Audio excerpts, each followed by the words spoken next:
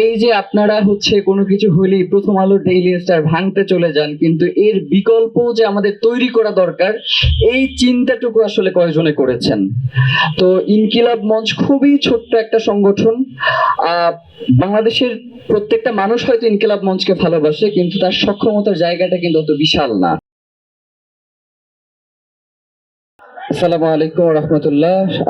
সম্মানিত অতিথিবৃন্দ এবং যারা শহীদ পরিবার, সবাইকে ইনকিলাব মঞ্চের পক্ষ থেকে আন্তরিক শুভেচ্ছা, এবং সেই সাথে যারা ইনকিলাবের প্রাণ, ইনকিলাবের কর্মীরা, সবাইকে আসসালামু আলাইকুম।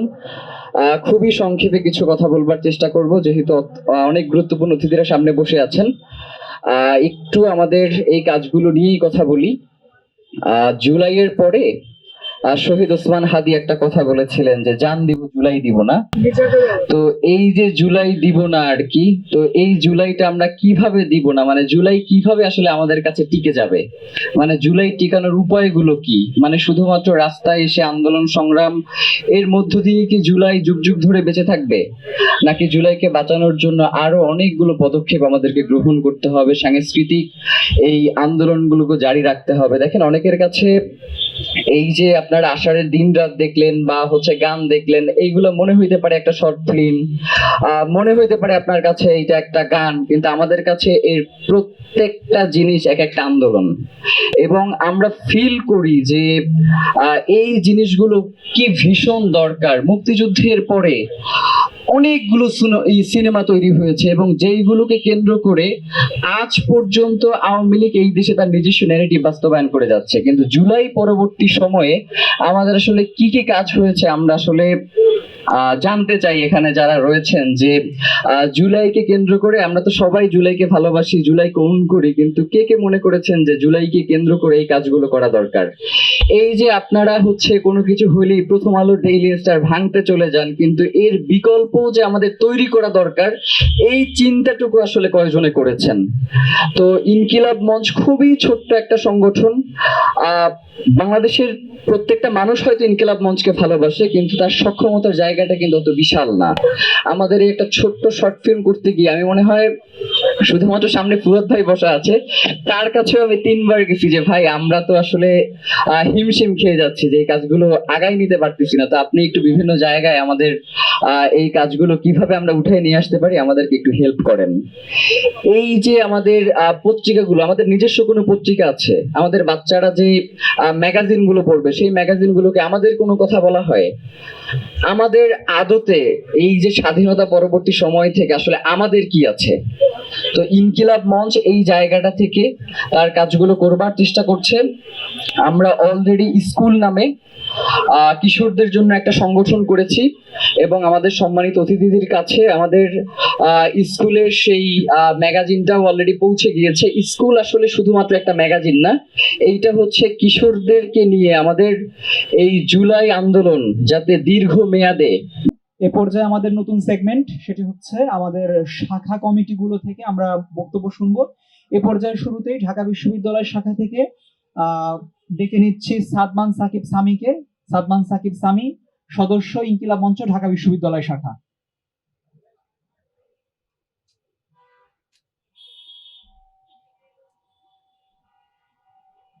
আসসালামু আলাইকুম আপনাদের সবাইকে। আসলে আমি এভাবে পাবলিক স্পিকিং এর আমার তেমন একটা অভিজ্ঞতা নাই, আর যখন একটা সংক্ষিপ্ত বক্তব্য দিতে বলে ইনকিলাব মঞ্চের মতো একটা সংগঠন, ওসমান হাদি ভাইয়ের মতো একজন মানুষের ব্যাপারে, আসলে অল্প কিছু কথা এটা শেষ করা যায় না। ছোট্ট একটা বিষয় দিয়ে শুরু করি। এই যে জুলাই আন্দোলন, জুলাই রেভলিউশন আমরা যেটা বলি, এটা কিন্তু আসলে একটা মেয়র পলিটিক্যাল ইনসিডেন্ট না, একটা শুধু কোটা থেকে আসা। অনেকে বলে না যে কোটার পরিবর্তে রাষ্ট্র হয়ে গেল, কিভাবে হয়ে গেল? এটা ছিল একটা জেনারেশনের বছরের পর বছর ধরে ফেস করা বঞ্চনা, লাঞ্ছনা, গঞ্জনা, এটার প্রতিবাদে একটা বিস্ফোরণ। এই যে আমরা যে রেজিস্ট্রার ভবনে যাই, রেজিস্ট্রার ভবনে যায় যে কিছুক্ষণ পর পর আমাদের বলে লাঞ্চের পর আসেন, লাঞ্চের পর আসেন। এটার বিরুদ্ধে একটা অভ্যুত্থান ছিল, জুলাই অভ্যুত্থান। মানুষ একটা নতুন স্বপ্ন নিয়ে আন্দোলন করছিল, কিন্তু এরপর কি হইলো? কিছু মানুষ, স্পেসিফিক্যালি কিছু মানুষ গোটা জিনিসটাকে হাইজ্যাক করলো, পরিবর্তন হইলো না কিচ্ছু। ইনকিলাব মঞ্চ ছিল এই জায়গায়, এই পরিবর্তনের জায়গায় প্রথম কণ্ঠস্বর। তারা বলছিল আমরা চাই দেশের পরিবর্তন হোক, যারা শহীদ তাদের বিচার নিশ্চিত হোক। কিন্তু আমরা দেখতে পাচ্ছি যে আজকে আমাদের শহীদদের বিচার এটা বিলম্বিত হচ্ছে। এমনকি যে মানুষটা এই বিচারের কথা বলেছেন, শরীফ ওসমান হাদি ভাই, ওনার বিচারটা পর্যন্ত আমরা ঠিক মতো দেখতে পাচ্ছি না। আসলে যখন ওসমান ভাইয়ের ব্যাপারে কথা বলা হয়, তাই না, তাকে সবসময় একটা বিশেষণ দিয়ে বিশেষায়িত করা হয়, আধিপত্যবাদের বিরুদ্ধে একজন যোদ্ধা বা বীর হিসেবে। আমি এই জায়গাটাতে একটু দ্বিমত করি। আমি তাকে বলি বাংলাদেশের জুলাই পরবর্তী সময়ের সবচেয়ে গুরুত্বপূর্ণ ফিগারদের একজন, এবং উনি বাংলাদেশি ইনসাফের প্রবক্তা। আপনি দেখেন আমাদের সমাজে সবচেয়ে বড় সমস্যাটা কোন জায়গায়? ইনসাফ নাই। এই যে আমরা যে রাস্তায় দাঁড়ায় রয়েছি এদিকে, কেন আমাদের আজকে কেন দাবি এদিকে তুলতে হইতেছে? এই দাবি তো আদালতে হওয়ার কথা, তাই না? এই যে এটা নাই, কেন নাই? কারণ আমাদের ইনসাফ নাই। ইনকিলাব মঞ্চ এই ইনসাফের জন্য সব সময় ভোকাল, তারা এখনো কাজ করে যাচ্ছে এবং ইনশাল্লাহ সামনেও কাজ করে যাবে। এখন আমি ইনকিলাব মঞ্চের ভবিষ্যৎ কেমন হওয়া উচিত বা আমরা কিভাবে পরিকল্পনা করছি এটার ব্যাপারে বলি। আমাদের লক্ষ্য শুধুমাত্র মানে কিছু স্পেসিফিক বিষয় নিয়ে কথা বলা নয়, বরং আমাদের লক্ষ্য হচ্ছে কিভাবে বাংলাদেশের সাংস্কৃতিক, বুদ্ধিভিত্তিক, রাজনৈতিক এবং সর্বক্ষেত্রে একটা নতুন নবজাগরণ, নতুন যুগের সূচনা করা যায়, এই বিষয়ে লক্ষ্য রাখা। আমাদের এখানে যে বাচ্চারা আছে তারা আগামী দিনের বাংলাদেশ, তারা আগামী দিনের ভবিষ্যৎ, তারা নতুন বাংলাদেশের স্বপ্ন দেখবে। এই যে একটা মেয়ে এসে একটু আগে কবিতা বললো, ওসমান হাদিকে ধারণ করলো, ওসমান হাদির ব্যাপারে কথা বললো, এরকম লক্ষ লক্ষ কোটি কোটি হাদি ইনশাল্লাহ প্রতিষ্ঠা করবে। এটা ইনকিলাব মঞ্চের দায়িত্ব, এটা ইনকিলাব মঞ্চের লক্ষ্য। অতএব আমাদের সবাইকে আমি আবার বলবো যে আমরা যেন আমাদের মূল লক্ষ্য থেকে না দাঁড়াই। আমাদের দায়িত্ব বাংলাদেশটাকে রিফর্ম করা, বাংলাদেশটাকে নতুন পথে নিয়ে যাওয়া, আমাদের আগামী পৃথিবীর সাথে তাল মিলিয়ে যেন আমরা একটা মর্যাদাবান রাষ্ট্র হিসেবে নিজেদেরকে প্রতিষ্ঠা করতে পারি, এই লক্ষ্যে নিজেদেরকে ঠিক রাখা। আমরা যেন আমাদের এই লক্ষ্যটাকে ঠিক রাখি, আমরা যেন আমাদের এই চিন্তাটাকে, এই থিঙ্কিং এর জায়গাটাকে নিজেকে ঠিক রাখি। এই আমার আশা, এই আমার চাওয়া, এবং ইনকিলাবের পক্ষ থেকে এটা আমার প্রতিজ্ঞা। ইনশাল্লাহ আমরা এটা রাখবো। আপনাদের সবাইকে ধন্যবাদ। এই কথাটার মূল্য হয়তো এখন আস্তে আস্তে আরো রিলেট হচ্ছে যে আসলে আজকে যদি আরো 100টা দোকান থাকতো, আরো 100টা ইনকিলাব মঞ্চ থাকতো, তাহলে রাষ্ট্রেও জনতার কাতারে আসতো। কিন্তু আবার আগের মতো ফিসিবাদী আমলের মধ্যে যেটা হইতো যে জনগণ রাষ্ট্রের কাছে দ্বারস্থ, রাষ্ট্র জনগণের কাছে না। তো ওই জন্য ইনকিলাব মঞ্চের অনেক প্রয়োজন। ইনকিলাব মঞ্চের হতাশা নাই, মানে আমি ইনকিলাব মঞ্চের কেউ না জায়গা থেকে ইনকিলাব মঞ্চকে একটা সুখবর দিতে চাই। জাবের ভাই, জুমা আপু সহ যারা আছেন কারো হতাশা নাই, মিসবা ভাই সহ যারা আছেন আপনাদের হতাশা নাই। এই জন্যই ওই যে মুমতাজ আপু যেরকমটা বললেন যে হয়তো গুটি কয়েকটা ছেলে প্রচুর পরিশ্রম করে, এটা তো সত্য। আমরা দেখি দুপুর বেলাটা রাতে খাবার খাই, রাতেরটা হয়তো সকাল অথবা ফজরের সময় খাচ্ছে। তো হয়তো গুটি কয়েকজন, মিছিল মিটিং হয়তো কয়েকজন, কিন্তু হতাশা এই জন্যই নাই। ওই যে 5 তারিখ এর আগে জুলাই জনতা যারা রাস্তায় নেমে এসেছিল, লাখ লাখ মানুষ, এই লাখ লাখ মানুষ ইনকিলাব মঞ্চের সাথে আছে, তারা মনে প্রাণে দোয়ার সাথে আছে।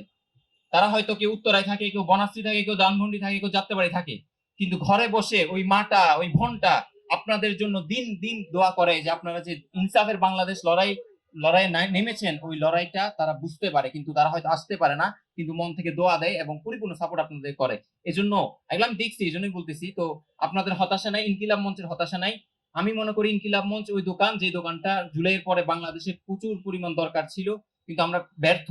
কিন্তু ইনকিলাব মঞ্চ যেহেতু একটা এসেছে, আমি সব ধরনের রাজনৈতিক দলের কাছে বিনীত আহ্বান করব যে বাংলাদেশের প্রশ্নে, আধিপত্যবাদ বিরোধী প্রশ্নে, ইনসাফের লড়াইয়ের প্রশ্নে সকলে যেন ওই মায়ের মতো, ওই বোনের মতো, বাংলাদেশের জুলাই জনতার মতো ইনকিলাব মঞ্চের পাশে থাকে। সকলকে অসংখ্য ধন্যবাদ। আসসালামু আলাইকুম।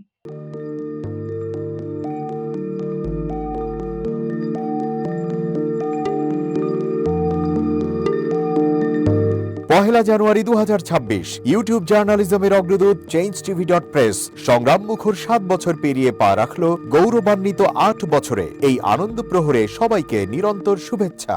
আমি নিজেকে ধন্যবাদ মনে করি, আমি সৌভাগ্যবান। চেঞ্জ টিভির পক্ষ থেকে আমার সাক্ষাৎকার নেওয়ার জন্য তারা আসছেন এবং চেঞ্জ টিভি দীর্ঘ 8 বছর ধরে এই কাজগুলি করছে। আমি তারা অনেক ভালো কাজ করেছেন, দেশের মানুষের সুখ দুঃখের কথা প্রত্যক্ষ তুলে ধরছেন। আমার আশা থাকবে চেঞ্জ টিভি সামনের দিকে উত্তরোত্তর আরো সমৃদ্ধ হবে।